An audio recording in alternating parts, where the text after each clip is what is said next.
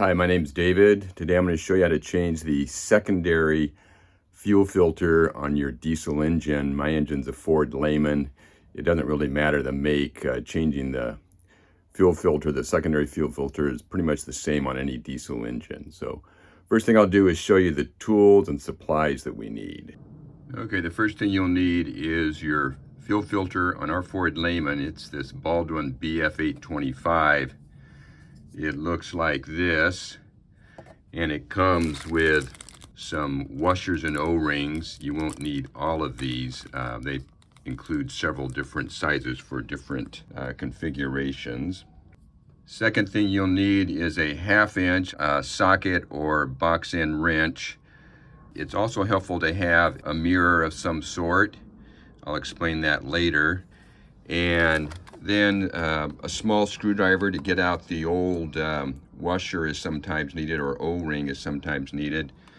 And it's not a bad idea to have some synthetic grease, which I'll explain later, and some anti-seize grease. And if you have them, fresh copper washers are a good idea for the bleed screws. If you don't have them, it's not that necessary.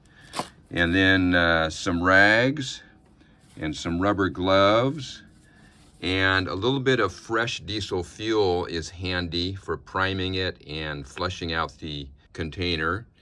And then some containers just to catch the fuel when you undo the filter, and then some paper towels maybe. So that's it, we'll get started here.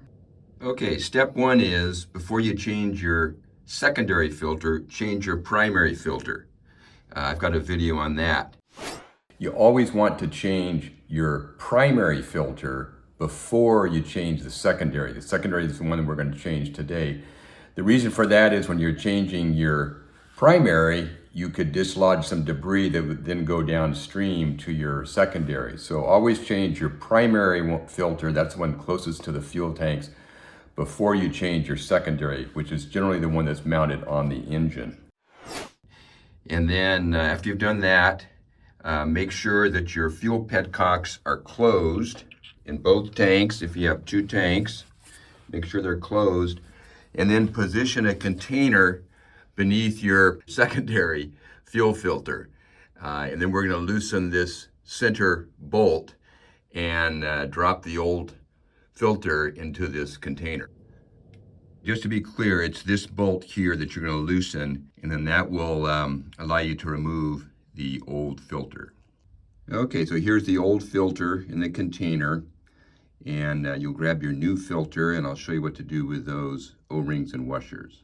This is the bottom portion of the secondary filter, and this O-ring we're going to pull out, install the new one, and then this is the bolt that you removed, and you can see there's a small O-ring on this, so your new filter comes with that O-ring or washer, whatever you want to call it. So we'll remove this one and install the new one. You just slide off this little black washer here, and you slide the new one on. The new washer or O-ring goes on the underneath side of the big stainless steel washer. Before you install the new washer or O-ring, whatever you want to call it, make sure that you've got a pretty good surface there, smooth surface for that washer O-ring to nest on. Okay, on the underside of the top, there's another O-ring, it's right here, that goes on this nipple or whatever you want to call it. So remove that and install the new one in that position.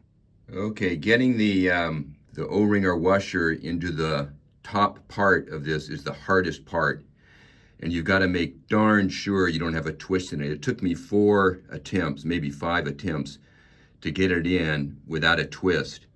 So use your mirror, get good lighting, and make damn sure there's no twist in it, because if there's a twist in it, you're going to have a leak of fuel. Okay, next we're going to take the anti-seize grease and put a little bit on the end of this bolt, because where it goes into this bottom part, the filter holder is aluminum, this is stainless steel.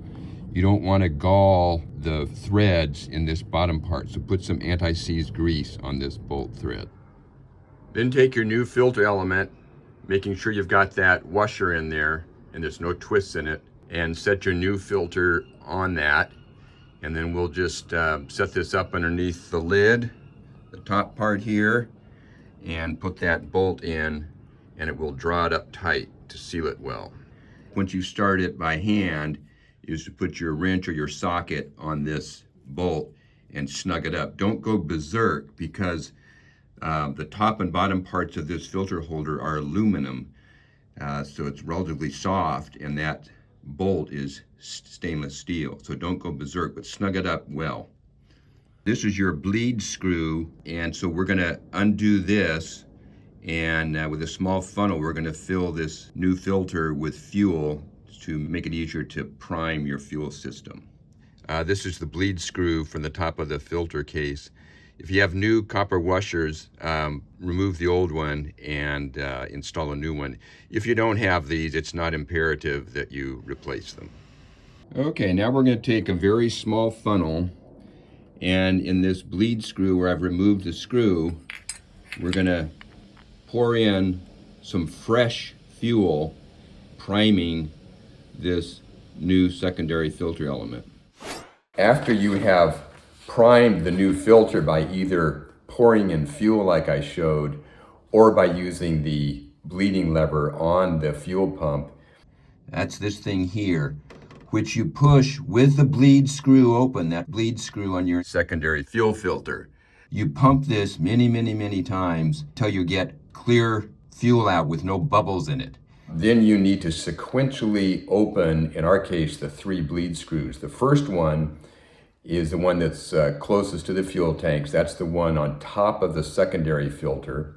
Once you get no bubbles, then close that bleed screw. Then you go to the second bleed screw, which is up on the injection pump. It's the aft of the 2. Crack that open, work the lever till you get no bubbles, close that one, and then thirdly, you open up the forward bleed screw on the injection pump, pump with the lever on the fuel pump till you get no bubbles, then close that. And then we're going to attempt to start the engine. Hopefully it'll start properly. Okay, if you were successful in getting all the air out of the system, then your engine should start right up, which mine did. Once before it didn't, several years ago. So if that happens, then just go back to priming it, getting that air out of the fuel system. So anyway, good luck. It's not a bad job. It just takes some time. You got to be careful. I had a few more things I wanted to clarify. The first is the 2 filters, your primary and your secondary, are different coarsenesses. The primary filter, the one farthest from the engine, is coarser. In our case, it's about a 10 micron filter. And then the secondary is about a 4 micron filter. I think they call this 2-stage filtration. It gives a greater filtration than if they're the same coarseness. Secondly, on the bottom side of the secondary filter, there's an acorn nut that is a drain. Don't bother loosening that. Don't play with that at all, because it's a steel nut and the body of the secondary filter is aluminum. So because the steel is much harder than the aluminum, if you are constantly loosening and tightening that, you're going to gradually wear away the aluminum thread. So just leave that. No reason to loosen that at all. And then you should be done. Good luck.